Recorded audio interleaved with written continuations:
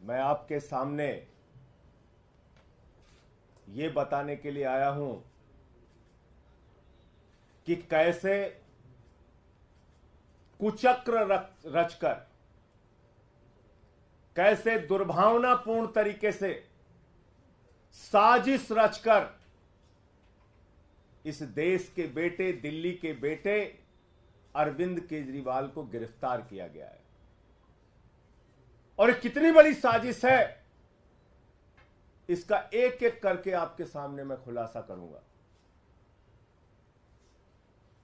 जो मुख्यमंत्री दिल्ली के 2 करोड़ लोगों की शिक्षा के लिए, स्वास्थ्य के लिए, बिजली के लिए, पानी के लिए, माताओं बहनों को बस की फ्री यात्रा देने के लिए काम कर रहा है,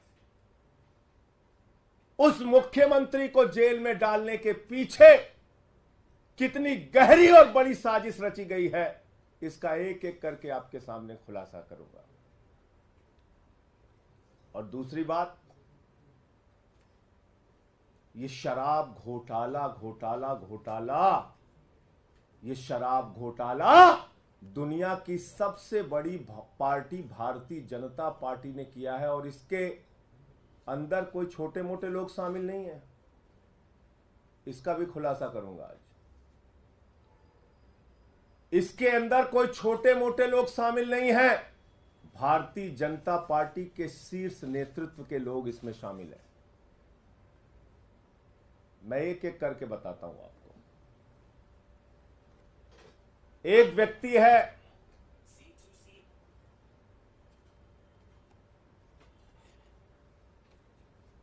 मंगुंटा रेड्डी, जिसने कुल 7 बयान दिए,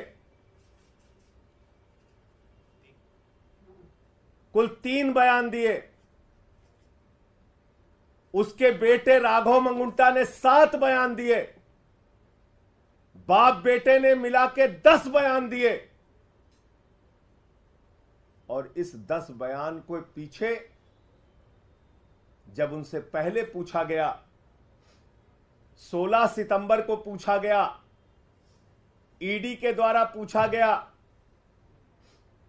कि क्या आप अरविंद केजरीवाल से मिले थे, जानते हैं, तो उसने उसी बात की सच्चाई को उजागर किया। जो बात सच थी, उसने कहा हां मैं मिला था, लेकिन चैरिटेबल ट्रस्ट की जमीन के मामले में मिला था। लेकिन उसके बाद उसके बेटे को, राघव मंगुंटा को गिरफ्तार किया जाता है। राघव मंगुंटा को जेल के अंदर रखा जाता है, 5 महीने तक जेल में रखा जाता है। और तब वो अपना बयान बदल देता है। 16 सितंबर पर पहली बार कार्रवाई होती है मंगुंटा रेड्डी सांसद पर, रेड होती है 16 सितंबर 2022 को।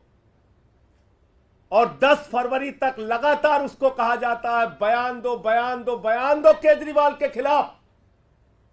वो बयान नहीं देता तो 10 फरवरी को उसके बेटे राघव मंगुंटा को गिरफ्तार कर लिया जाता है। और 10 फरवरी से लेकर 16 जुलाई तक 7 बयान लिए जाते हैं राघव मंगुंटा के, मंगुंटा रेड्डी सांसद के बेटे राघव मंगुंटा के। कितने बयान? 7 बयान। 3 बयान बाप का, 7 बयान बेटे का। और उन 5 महीनों में जो 7 बयान वो देता है, उसमें भी पूछा जाता है 6 बयान में अरविंद केजरीवाल को जानते हो, अरविंद केजरीवाल ने कोई घोटाला किया है, अरविंद केजरीवाल पे कुछ बोलना है। उसने कहा नहीं नहीं नहीं, बिल्कुल नहीं। लेकिन 5 महीने की जेल के बाद वो टूट जाता है। और 7वां बयान 16 जुलाई को उसका होता है और वो बदल जाता है, वो वही साजिश का हिस्सा बन जाता है। 5 महीने के प्रताड़ना के बाद बदल जाता है और अरविंद केजरीवाल के खिलाफ बयान देता है। लेकिन हैरानी की बात सबसे ज्यादा यह है कि ये 6 बयान और बाप के 2 बयान गायब कर दिए जाते हैं। 5 महीने की जेल के दौरान दिए गए बयान, ईडी कहती है इस पर हमें भरोसा नहीं है और उसको रख लिया अनरिलाइड अपॉन डॉक्यूमेंट्स, यानी ऐसा बयान जो केजरीवाल के खिलाफ नहीं था उस पर की ईडी ने कहा हमें इस पे भरोसा नहीं है। हमारे वकीलों ने अदालत में पैरवी की, बार बार कहा हमें देखना है वो बयान जो उसने अपनी गिरफ्तारी के दौरान दिया। और जब हमारे वकीलों को कोर्ट ने आदेश दिया जाओ और देखो वो सारे बयान, उनके होश उड़ गए। आपको पता है उनके होश उड़ गए। बाप बेटे के 9 बयानों में कहीं भी अरविंद केजरीवाल का जिक्र नहीं, और बाद में अरविंद केजरीवाल का नाम उससे जबरन दबाव बनाकर अरविंद केजरीवाल के खिलाफ उससे बयान दिलवाया जाता है। अब ये मंगुंटा रेड्डी और राघव मंगुंटा है कौन, जिसको ईडी ने कहा कि यह शराब का कारोबारी है, शराब का घोटालेबाज है, इसके हम छापा मारेंगे। 16 सितंबर को छापा मारा।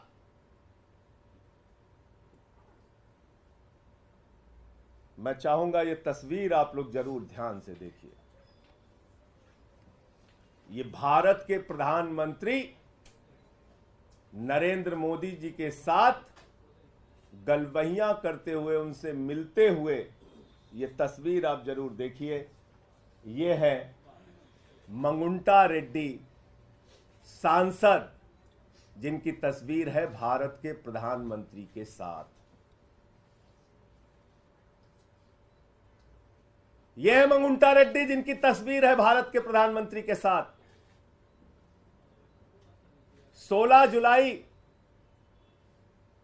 जब यह हमारे खिलाफ बयान देता है, अरविंद केजरीवाल और के खिलाफ बयान देता है, अरविंद केजरीवाल और आम आदमी पार्टी को खत्म करने की भाजपा की साजिश में शामिल हो जाता है, तो 18 जुलाई को इसकी बेल हो जाती है। 18 जुलाई को इसकी जमानत हो जाती है। आप समझ पा रहे हैं इतनी बड़ी साजिश। एक आदमी जिसको खुद ईडी कह रही है ये शराब का घोटालेबाज है, शराब का घोटालेबाज है, उसका क्या रिश्ता है भारत के प्रधानमंत्री के साथ। और इतना ही नहीं, आज की तारीख में वो टीडीपी से चुनाव लड़ रहा है और भारत के प्रधानमंत्री की तस्वीर लगाकर जनता से वोट मांग रहा है। मैं चाहता हूं वो भी आप दिखाइए। ये देखिए आप, इसको टीडीपी का टिकट मिला हुआ है, भारत के प्रधानमंत्री की तस्वीर लगाकर वोट मांग रहा है। जिसको भाजपा कहती है घोटालेबाज है ये, जिसको कहती है ईडी कि हम इस पे कार्रवाई करेंगे, हम इसको गिरफ्तार करेंगे, हम इसको जेल में डालेंगे। जब उसने केजरीवाल के खिलाफ बयान दे दिया तो वो नरेंद्र मोदी जी की तस्वीर लगाकर जनता से वोट मांग रहा है भारत के लोकतंत्र में। यह इस केस की सच्चाई देश के लोगों जान लो। आपके नेता अरविंद केजरीवाल के खिलाफ जो व्यक्ति बयान देता है यह है, और जो बयान छिपा लिया जाता है ईडी के द्वारा हमारे वकीलों के दबाव में, कोर्ट के आदेश के बाद जब वो बयान देखते हैं जाकर ईडी के दफ्तर पर, जिसको अनरिलाइड डॉक्यूमेंट में ईडी ने रखा है, यानी कि ऐसा डॉक्यूमेंट जिस पे भरोसा नहीं है, शुरुआती सारे बयान जिस पे भरोसा नहीं है, वो बयान जो उसने सही सही बताया था उस पर कह दिया हम इस पे भरोसा नहीं, उसको छुपा लिया, बोले छुप जाओ बेटा। अब इसमें एक और ये है मंगुंटा रेड्डी सांसद, और ये है भारत के प्रधानमंत्री के साथ उनकी तस्वीर, और ये है वो चुनाव प्रचार कर रहा है, टीडीपी से चुनाव लड़ रहा है, और ये है भारत का प्रधानमंत्री। इस फोटो में सबसे ऊपर उनकी तस्वीर है, वोट मांग रहे हैं कि मोदी जी के नाम पे हमको वोट दे दीजिए।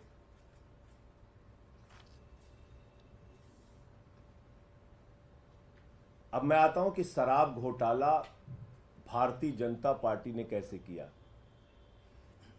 अब एक शख्स आता है शराब का कारोबारी, जिसको कहती है भारतीय जनता पार्टी घोटालेबाज है, घोटालेबाज है, घोटालेबाज है, शरद रेड्डी।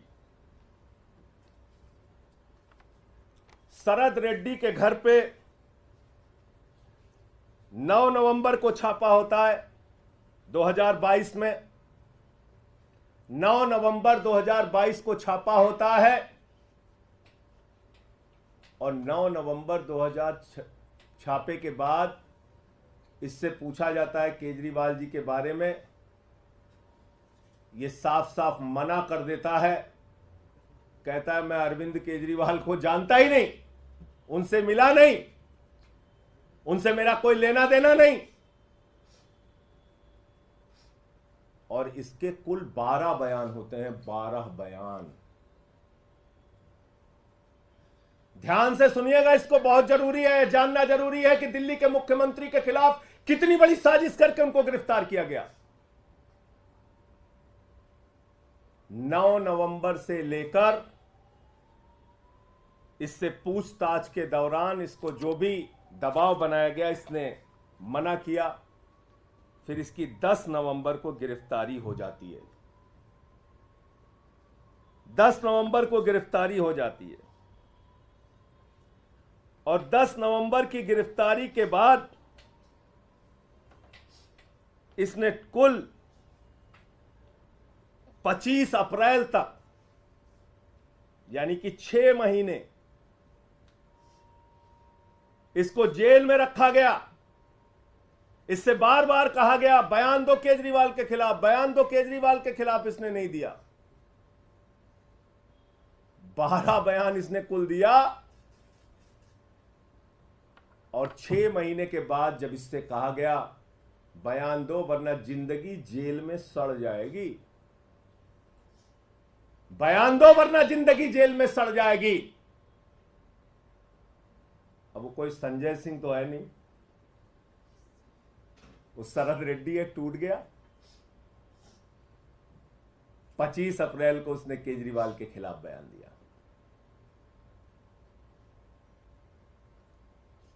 अब हमारे वकील फिर परेशान हुए कि जिस व्यक्ति ने केजरीवाल के खिलाफ बयान दिया उसके 10 बयान को अनरिलायड डॉक्यूमेंट में ईडी ने क्यों डाल दिया। उन्होंने फिर कोर्ट में एप्लीकेशन लगाई, जांच के आदेश मिले, हमारे वकील गए, उन्होंने देखा, ईडी के दफ्तर में जांच के आदेश मिले, वकील गए, उन्होंने देखा, सारे 10 के 10 बयान पढ़े, वकीलों के होश उड़ गए। 10 बयानों में केजरीवाल का नाम नहीं, और 10 बयान जो केजरीवाल का के खिलाफ नहीं थे उस पे ईडी ने कहा इस पे भरोसा नहीं, भरोसा नहीं, भरोसा नहीं। और जैसे ही उसने 25 अप्रैल को अरविंद केजरीवाल के खिलाफ बयान दिया, उसकी बेल हो जाती है, उसकी बेल हो जाती है। अब ये शरद रेड्डी, जिसको भारतीय जनता पार्टी कहती है ये शराब का घोटालेबाज है, ये शरद रेड्डी जिसको भारतीय जनता पार्टी कहती है शराब का बहुत बड़ा घोटालेबाज व्यक्ति है, ईडी कहती है शराब का घोटालेबाज है, उसको गिरफ्तार करती है, 6 महीने जेल में रखती है, केजरीवाल के खिलाफ बयान लेने के लिए बार बार कहती है, 10 बार वो कहता नहीं नहीं नहीं, केजरीवाल से कोई मतलब और रिश्ता नहीं। 10 बयान के बाद जब टूट गया और इसने केजरीवाल के खिलाफ बयान दे दिया, 6 महीने की जेल के बाद इसको बेल हो जाती है।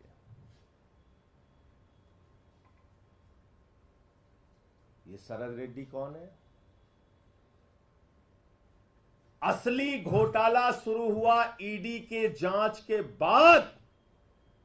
भारतीय जनता पार्टी का शराब घोटाला,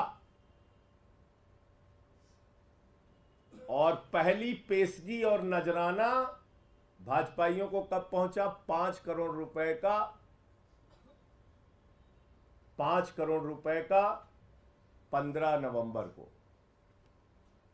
पहली पेशगी और नजराना 5 करोड़ का पहुंचा, और कुल 55 करोड़ रुपए की रिश्वत, जिसको किंग पिन बताते थे, किंग पिन शरद रेड्डी,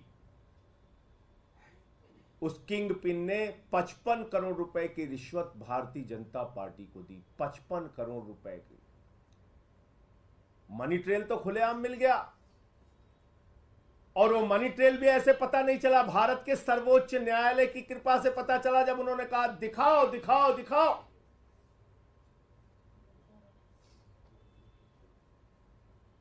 तो 21 मार्च को शाम को 6:50 पे मजबूरी में सारे डिटेल डालने पड़े वेबसाइट पे, बताना पड़ा कि ये शरद रेड्डी है शराब का घोटालेबाज, किंग पिन जिसको कह रही थी ईडी। और जैसे ही 6:50 पे भारतीय जनता पार्टी के शराब घोटाले का खुलासा हो जाता है, 7:14 पर मुख्यमंत्री के दफ्तर पे, मुख्यमंत्री के घर पे छापा पड़ जाता है। क्योंकि आप मीडिया में चर्चा करते, आम आदमी पार्टी मुद्दा उठाती कि भाई शराब का घोटाला तो बीजेपी ने किया है। 21 मार्च को शाम को 6:50 पे इसका खुलासा हो जाता है। 55 करोड़ रुपए की रिश्वत भाजपा ने ली है, इस बात का खुलासा हो जाता है। उस खबर से ध्यान हटाना है, जनता का ध्यान भटकाना है। पहुंच गए केजरीवाल के घर और 7:14 पे छापा मार दिया। कहा गया ईडी के अधिकारियों को, जाओ जल्दी, वरना तो हमारा घोटाला खुल गया है तो बड़ा गड़बड़ हो जाएगा। और 2.5 घंटे की पूछताछ में जो 10 सम्मन दे रही थी ईडी, और हम कह रहे थे आम आदमी पार्टी को एक खत्म करना चाहते हैं, अरविंद केजरीवाल को गिरफ्तार करना चाहते हैं, वो बात सच निकली और अरविंद केजरीवाल जी को 2 घंटे की पूछताछ के बाद गिरफ्तार कर लिया गया। तो असली बात यह है कि यह शराब घोटाला भारतीय जनता पार्टी ने किया है, और यह शराब घोटाला ईडी के जांच के बाद शुरू हुआ है, और दिल्ली के मुख्यमंत्री के खिलाफ गहरी साजिश के तहत ऐसे बयान छिपा लिए गए, अनरिलाइड अपॉन डॉक्यूमेंट में डाले गए, जो बयान केजरीवाल के खिलाफ नहीं थे, और दबाव बनाकर जो बयान लिया गया वो बयान आधार बनाया गया, झूठा बेबुनियाद आधार। तो इसलिए साथियों और दोस्तों, मैं इस देश की जनता से कहना चाहता हूं, आपका मुख्यमंत्री, आपका नेता, दिल्ली के भाइयों से कहना चाहता हूं, 100% ईमानदारी से अपना जीवन जिया है, अपना जीवन जी रहा है। अरविंद केजरीवाल पर ना कोई दाग पहले था और न जीवन में कभी रहेगा। अरविंद केजरीवाल का गुनाह सिर्फ एक है कि वो दिल्ली के बच्चों को अच्छी शिक्षा के लिए काम कर रहे हैं। उनका गुनाह सिर्फ ये है कि दिल्ली की माताओं बहनों के लिए बस की फ्री यात्रा का इंतजाम कर रहे हैं, उनको 1000 रुपए की आर्थिक सहायता का इंतजाम कर रहे हैं। अरविंद केजरीवाल का गुनाह सिर्फ ये है कि वो बुजुर्गों के लिए तीर्थ यात्रा का इंतजाम कर रहे हैं, फ्री बिजली, फ्री पानी का इंतजाम कर रहे हैं। एक ऐसी सरकार जो दुनिया में, देश में सबसे बेहतरीन तरीके से काम कर रही है, उसके पीछे ये बड़ी गहरी साजिश करके उनको गिरफ्तार किया गया है। और ये सारी तारीखें और ये सारे बयान चिल्ला चिल्ला कर ये कह रहे हैं कि ये साजिश है, साजिश है और साजिश है। आप लोगों को जो भी प्रश्न पूछना है सवाल पूछिए, मैं एक एक चीज का जवाब दूंगा। संजय जी, इसके अतिरिक्त ईडी के द्वारा ये भी कहा जा रहा है कि शराब घोटाले का पैसा हवाला कारोबारी के जरिए गोवा में पहुंचा 45 करोड़, आपके जो कैंडिडेट्स थे उनके पास वो पैसा कैश में पहुंचा और वहां के चुनाव में खर्च हुआ, ये इसके इतर बता रही है। और उसके बाद जो मनीष जी के सेक्रेटरी थे उनके बयान का भी जिक्र कर रही है ईडी। मनीष जी के सेक्रेटरी के बयान पर अरविंद केजरीवाल जी ने भी कोर्ट में अपना पक्ष रखा था। बहुत सारे लोग मिलने जाते हैं अरविंद केजरीवाल जी के मुख्यमंत्री आवास पे, उप मुख्यमंत्री जाते हैं, सेक्रेटरी जाते हैं, और उसमें कौन से कागज का वो जिक्र कर रहा है, कौन सा कागज दिया। तो मेरे ख्याल से ये बातें झूठ और बुनियाद, झूठ और बेवकूफ़ी की एक पराकाष्ठा है जिसको तैयार किया है। घोटाला तो 55 करोड़ का सीधे साफ साफ दिख रहा है। यहां भारतीय जनता पार्टी का शराब घोटाला दिख रहा है। कितने छापेमारी की इन नेताओं के घर पर, भाजपा के नेताओं के घर पे। क्या बीजेपी के शीर्ष नेतृत्व को जाने बगैर 55 करोड़ रुपए मिल गए? उनको मालूम नहीं है 55 करोड़ रुपए पहुंच गए उनको। इस शराब घोटाले पे क्या कार्रवाई की ईडी ने, सीबीआई ने? आप बताइए मुझे। Goa election, Goa election, Goa election. जब मैंने आपको बता दिया जिन लोगों ने केजरीवाल का नाम लिया, कैसे लिया, कितने दबाव में लिया, और पहले क्या बोला, बाद में क्या बोला, ये सारा कुछ बता दिया, तो उसमें गोवा की कहानी तैयार करो कि जो कोई भी झूठी कहानी तैयार करो, इसका क्या लेना देना है? और कोई प्रश्न? सर, ये भी अब तर्क लगाया जा रहा है कि आपके खाते में, क्योंकि जो पूरा ईडी का इन्वेस्टिगेशन है, दावा है 100 करोड़ का किकबैक, 45 करोड़ गोवा में, तो चुनावों के बाद आम आदमी पार्टी का खाता फ्रीज किया जा सकता है क्योंकि बेनिफिशियरी आप कह रहे हैं कि भारतीय जनता पार्टी का खाता सीज किया जा सकता है? मुझे ऐसा नहीं लगता, क्योंकि 55 करोड़ की रिश्वत तो उनको मिली है, उनके खाते में गई है। गड्डियां गिनी है भाजपाइयों ने 55 करोड़ की। तो मैं तो कहता हूं, जो जितना बड़ा भ्रष्टाचारी वो उतना बड़ा पदाधिकारी, ये है भारतीय जनता पार्टी का नारा। जो जितना बड़ा भ्रष्टाचारी वो उतना बड़ा पदाधिकारी, ये है भारतीय जनता पार्टी का नारा। और कोई प्रश्न? अपने उन बयानों का जिक्र किया जिनको ईडी ने कंसीडर नहीं किया, तो क्या इस मामले को लेकर आप लोग कोर्ट जाएंगे कि कोर्ट में उस केस कोर्ट में आ गए ना? ओहो, आप लोग अपील कर, आप सुन नहीं रहे फिर मेरी बात। ईडी ने अपने बयानों की एक चार्जशीट बनाई और उन्होंने दिखाया। ध्यान से सुनिए, फिर से सुनिए, नहीं तो आप लोग गड़बड़ कर जाएंगे। ईडी ने अपने बयानों की एक सूची बनाई जिसमें उन्होंने कहा रिलायड अपॉन डॉक्यूमेंट, यानी ऐसे डॉक्यूमेंट, ऐसे कागजात जिस पे हमें भरोसा है, और अनरिलायड अपॉन डॉक्यूमेंट जिस पे हमें भरोसा नहीं है, और उसको छिपा के रख लिया। ऐसे अगर हिंदी की भाषा में, सरल भाषा में समझे, ऐसे बयान जिस पर ईडी ने, भाजपा ने, भाजपाइयों की साजिश ने, उनके षड्यंत्र ने भरोसा किया, और ऐसे बयान जिस पर उन्होंने भरोसा नहीं किया। और उसका खुलासा कैसे हुआ? उसको छिपा लिया। उसका खुलासा कैसे हुआ? जब हमारे वकील लोग अदालत में गए, उन्होंने कहा भाई हम देखना चाहते हैं कि जिन बयानों पर इन्होंने भरोसा नहीं किया, शरद रेड्डी के, राघव मंगुंटा रेड्डी के, वो बयान आखिर है क्या? अनरिलाइड में क्यों उसको रखा है? उस पर आपने क्यों रिलाई नहीं किया? तो पता चला उस पर रिलाई इसलिए नहीं किया क्योंकि वो शुरुआती बयान थे, और शुरुआती बयान में जब उसकी गिरफ्तारी नहीं हुई थी या गिरफ्तारी के दौरान भी लगातार जो बाकी बयान लिए गए उसमें बार बार उसने बयान तो दिया लेकिन अरविंद केजरीवाल का नाम नहीं लिया। और कुछ बयान तो ऐसे हैं जिसके तथ्य जब आप पढ़ेंगे तो आप हैरान हो जाएंगे। पूछा जाता है केजरीवाल जी से मिले, केजरीवाल जी को जानते हैं? नहीं जानते हैं, नहीं मिले। बाद में कहानी तैयार की जाती है। अब ये क्लियर हो गया, मैं फिर से दोहराऊं। सर, कल एलजी ने भी एक चिट्ठी लिखी है गृह मंत्रालय को, उसमें कहा है कि तमाम जो केस कोर्ट को भेजे जाते हैं आम आदमी पार्टी सरकार की तरफ से, इसमें शराब नीति वाला मामला भी है, गुमराह किया जाता है कोर्ट को, कोर्ट का वक्त बर्बाद किया जाता है। देखिए भाई, एलजी साहब कैसे काम करते हैं ये एक सर्वविदित सत्य है। वो किसी ऊपर के डायरेक्शन लेके काम करते हैं, उस हिसाब से अपना काम चलाते हैं। जो घोटाला रहेगा उस पे घोटाला। अब इस पे क्यों नहीं चिट्ठी लिखी एलजी साहब ने? 55 करोड़ रुपए की खुलेआम रिश्वत, रंगदारी जिसको कहा जाता है यूपी बिहार के भाषा में, रंगदारी खाई है भाजपाइयों ने। पहले नजराना पेशगी लिया 5 करोड़ का, फिर अलग अलग किस्तों में 55 करोड़ की रिश्वत ली। 55 करोड़ की रिश्वत बगैर प्रधानमंत्री की जानकारी के ले ली गई, बगैर नड्डा जी के जानकारी के ले ली गई, बगैर अमित शाह जी के जानकारी के ले ली गई।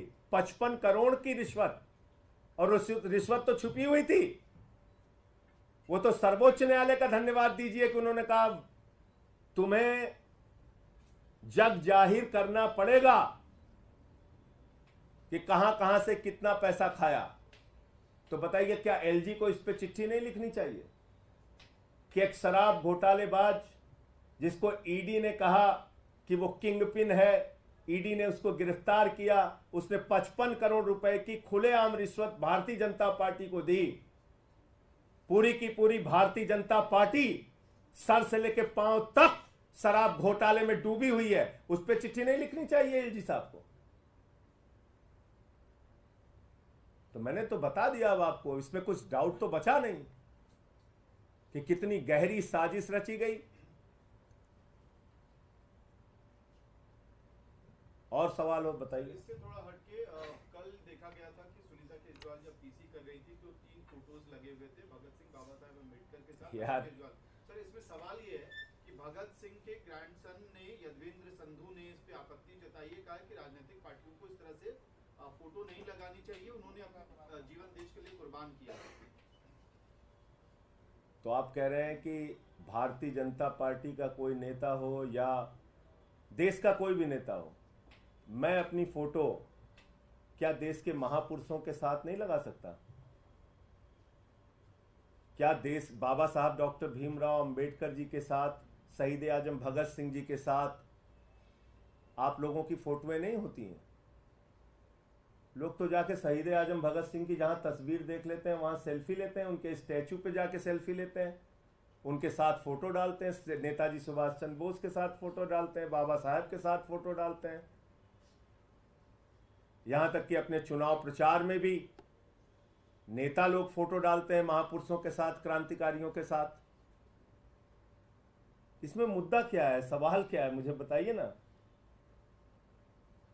अरविंद केजरीवाल हमारी पार्टी के मुखिया हैं और उनकी तस्वीर अगर शहीद आजम भगत सिंह जी के साथ है या बाबा साहब जी के साथ है तो ये अधिकार हर एक नागरिक को है कि वो महापुरुषों के साथ अपनी तस्वीर लगा सकता है। इसका मतलब ये नहीं हुआ कि हम उनके पदचिन्हों पर चलने का प्रयास कर रहे हैं। इसका मतलब ये थोड़ी है कि हम अपने आप को दावा कर रहे हैं, अपने आप से हम अपने आप को बहुत बड़ा समझ रहे हैं। नहीं, हम उनके वो हमारे लिए अनुकरणीय है, प्रार्थनीय है। हम उनके पदचिन्हों पे चलने का प्रयास कर रहे हैं।